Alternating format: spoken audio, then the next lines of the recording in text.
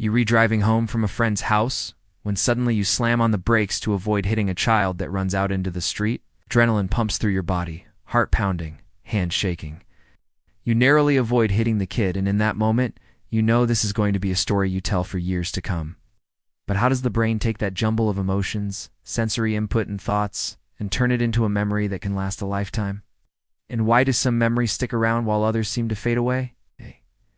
The science of memory is complex and fascinating, so buckle up and get ready for a ride through your mind.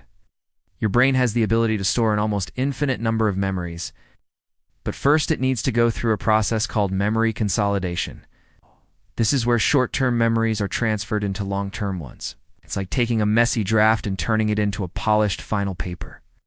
During this stage, your brain organizes and categorizes information, deciding which details are important and which ones can be left out.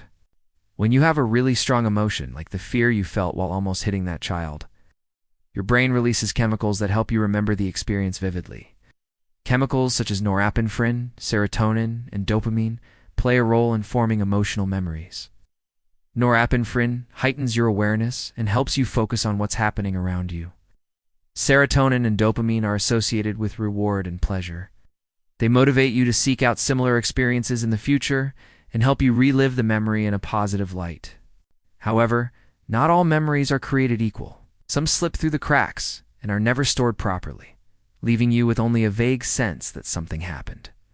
In the case of the near accident, you may have felt a range of emotions, from fear to guilt to relief. However, the intensity of these emotions would have a huge impact on how well you remember the event. If you'd actually hit the child, the traumatic experience could be seared into your brain forever, even if you tried to forget.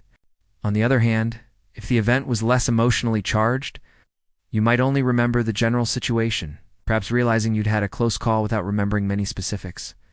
So why do some memories fade while others become permanent fixtures in your mind? One reason is the strength of the initial emotional response. As we saw in the example earlier, a traumatic or highly emotional event is more likely to create a lasting memory than a mundane everyday occurrence. It's like your brain has a spotlight that shines on emotionally charged experiences, making them stand out from the crowd.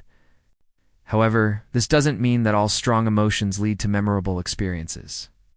Sometimes your brain can protect you by blocking memories of traumatic events. This is known as memory suppression, and it's thought to be a defense mechanism to prevent you from being overwhelmed by the intensity of the emotions involved. Another factor that influences whether a memory fades or sticks around is how well it's encoded. Encoding is basically how your brain converts sensory information into a format that can be stored in memory. Imagine you're at a party and meet someone new. If you only focus on their appearance, you might not remember much about your conversation with them. However, if you pay attention to their facial features, body language, and what they say, you'll create a more complete and memorable picture of them. Similarly, your brain encodes memories based on the information it receives from your senses. If you're distracted or not paying attention, you might not remember an event as well. For example, if you were at a party and saw a fight break out across the room, but you were engrossed in conversation and didn't hear what led up to it, you wouldn't remember the details of the argument.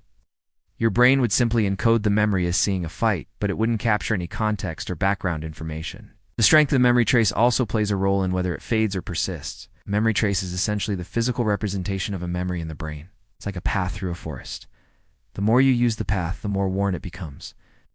In the same way, the more you recall a memory, the stronger its trace becomes in your brain. This phenomenon is known as memory reconsolidation, and it's thought to be one of the reasons why people who suffer from post-traumatic stress disorder, PTSD, relive their traumatic experiences over and over again. Their brain keeps the memory trace of the event active and easily accessible, leading to unwanted flashbacks. Now let's talk about something that's both exciting and terrifying. Your brain isn't just a passive storage device for memories. It actively sorts through them, deciding which ones to keep and which ones to erase. This process is known as memory decay, and it allows your brain to make space for new memories while getting rid of those that are no longer relevant. Think of your brain like a busy office. If you leave old files lying around, it can get cluttered and disorganized. But when you file them away or shred them, things run smoothly again. Your brain uses a variety of strategies to erase memories. So one of the most intriguing is the process of synaptic pruning. Synapses are the connections between neurons in your brain, and they play a crucial role in memory formation. When you learn something new, new synapses are formed and existing ones are strengthened. However, as time goes on, your brain starts to prune away unnecessary synapses, making the connections between neurons more efficient. This process is thought to be involved in both normal memory function and the development of disorders like Alzheimer's disease. Another way your brain erases memories is through the process of reverse learning. This is essentially undoing the associations that are stored in your brain. For example, if you've learned to associate a certain smell with a negative memory, your brain can work to weaken that association over time. This process is often aided by repetition, meaning that the more you expose yourself to the smell, the easier it will become to forget the negative memory. So what does this all mean for you? Well, it means that your brain is constantly changing and adapting, even if you don't realize it. It's always making new memories and forgetting old ones. This process is essential for your well-being, allowing you to learn from the past while staying focused on the present. But it also makes you vulnerable to memory loss and brain disorders. If you've made it this far, you clearly have an insatiable curiosity and a love of learning, but there's a good chance you haven't delved into the vast world of data science yet. Data science is everywhere. Whether you're analyzing financial markets, understanding customer behavior, or fighting climate change, every decision we make today is based on data. Now, thanks to today's sponsor, you can learn how to become a data scientist in just 3 months. Now, back to our regularly scheduled program. By understanding how your brain forms and stores memories, you can take steps to improve your memory and protect yourself against memory loss. One of the best ways to do this is through mental exercises. Just like physical exercise can strengthen your muscles, mental exercise can help your brain stay sharp. This can involve activities like solving puzzles, playing games, or learning a new language. These activities challenge your brain to form new connections between neurons, which helps to maintain cognitive function as you age. It's also important to take care of your overall health to support your brain function.